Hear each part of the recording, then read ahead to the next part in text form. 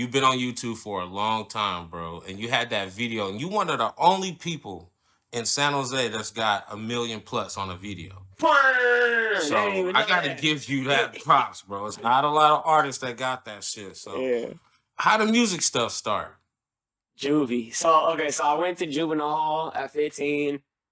That's where I met Titus at and a lot of my friends nowadays. And then yeah, so like in juvenile hall, everybody raps. It's just, it's a lack of resources and they don't give you nothing. They won't even give you like a pencil. So you don't got nothing but your brain. So a lot of people rap, a lot of people suck, but it kind of brought it out of me. I was a very self-conscious person. So the years and years and years of being incarcerated helped develop the enjoyment and the confidence to expressing it outside to strangers and shit like that.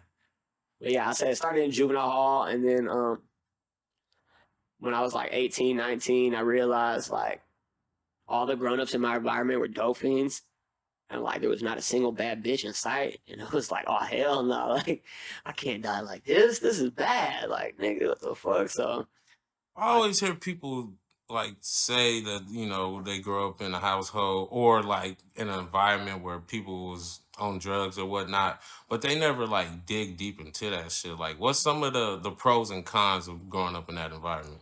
So my mom's not on drugs at all.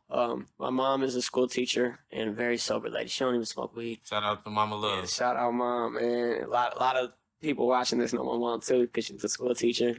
Raised a lot of these badass kids out here.